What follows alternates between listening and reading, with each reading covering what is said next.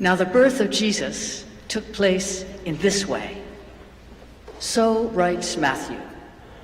And what we have here is the beginning, the tease, the dangling of a story yet to be unfurled. Now the birth of Jesus took place in this way.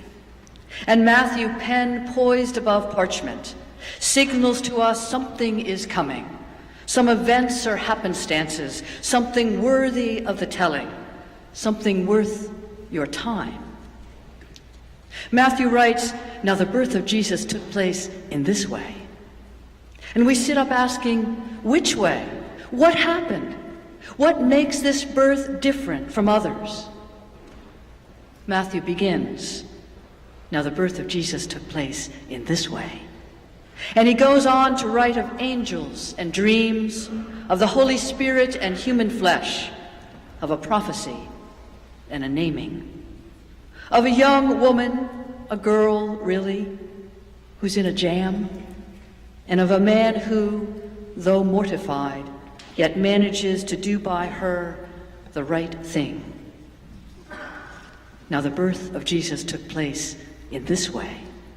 And with that, Matthew launches into a story we tell to this day, a story that circles the world around, a story that has become the stuff of the world's greatest art and architecture.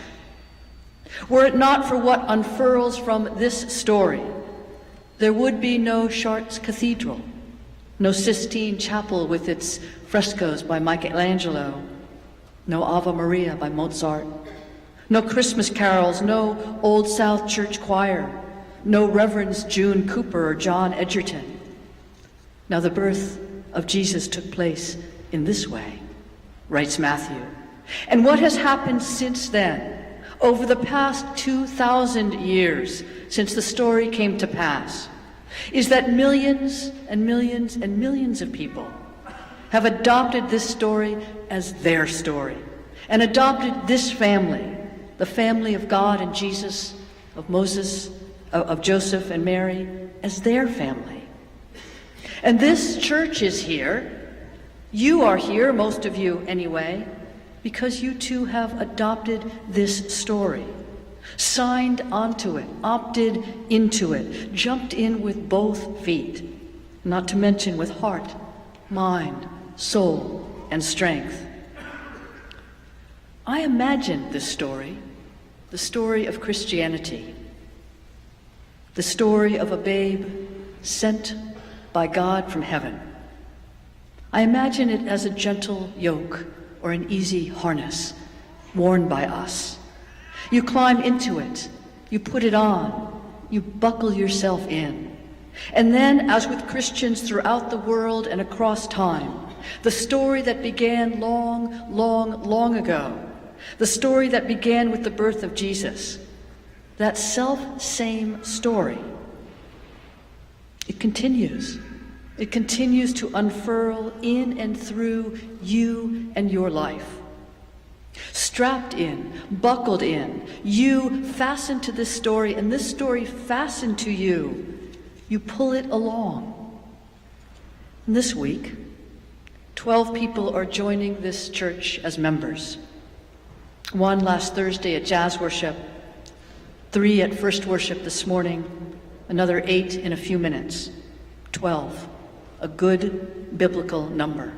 Indeed, a sufficient quantity under the leadership of Jesus to change the world for all time. There's a lot depending on you.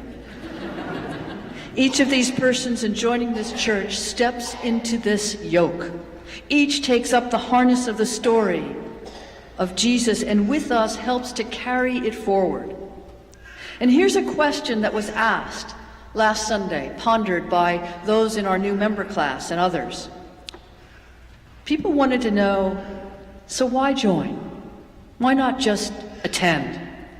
What's the point of joining?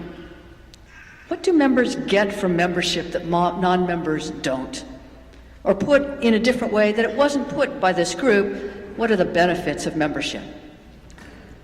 There's some practical answers to that question. Members can vote to sell and buy the church property and hire and fire the ministers. And speaking for myself, I think the power to fire the ministers is a big deal.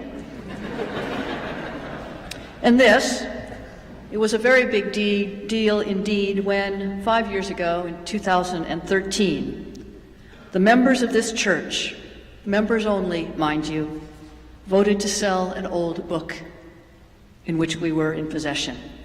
A book printed on this soil in 1640. A book that became, on the day of its sale and remains today, the most expensive book in the world, selling for $14.2 million. Now, I don't like to tell this story without also mentioning that while we sold that book, which is today the most expensive book in the world, we sold the lesser of our two copies. We kept the better one. For those of us who were here leading up into that event, and many of you were, it was an extraordinary experience. A decision, a time of discernment, a listening, a praying, an asking of God, what shall we do? Today, the money from that sale churns in our endowment, fueling ministries of mercy, justice, and beauty every day of the week. The members of this church did that. Non-members don't get to make that kind of consequential decision in the life of this church. So that's one answer to the question. Why join? What makes a member different from a non-member? There are other answers less fiduciary in nature, but no less consequential. Think, if you will, of marriage vows. Two people don't have to get married. They can live together without vows. What do the vows add? As with church membership, there are technical, even fiduciary advantages, like how you file for taxes. But the less technical, less fiduciary answer is this. Through marriage vows, two persons make a public proclamation, a confession, that they belong to each other, and that in some mystical and marvelous way, the two that they were become one. Their two families adopt each other. They have to reconsider how to do holidays and where, whose birthdays to acknowledge, whose babies to celebrate, whose funerals to attend. Church membership is not unlike that. It's about opting into a particular family, making public vows, and adopting that family's traditions and celebrations. It is about proclaiming to the world that in some marvelous and mysterious way, you belong to this family of faith, and we belong to you. In some marvelous way, the Fishers and the Billings, the Navias and the Cooks are part of a family that goes back to Ben Franklin and Sam Adams. Not by blood, but by our profession of faith. We celebrate our holidays together. We attend funerals together. But more than that, day by day by day by day, we willingly strap ourselves into a very particular, ever-unfolding story. A story of angels and dreams, of the Holy Spirit and human flesh, of a prophecy and a naming. The story of a young woman, a girl really, who's in a jam, and of a man who, though mortified, yet manages to do by her the right thing. It is the story of a babe sent to earth from heaven, a babe whose story is itself a bridge, passage, tying heaven to earth and earth to heaven.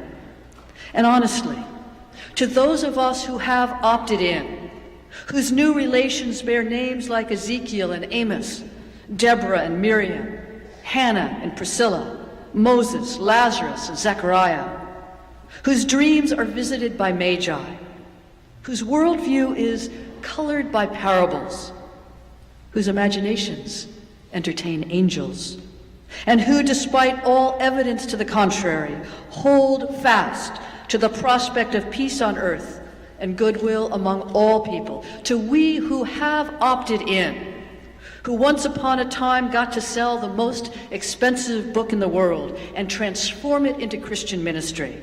To us, The story that Matthew unfurls in this most holy season is nothing less than the greatest story ever told. It is into this story, into the unfurling of it, that Jamie, Katja, Mary and Jennifer, Stephanie, Sarah, Brad and Connor now commit. My friends, would you come forward?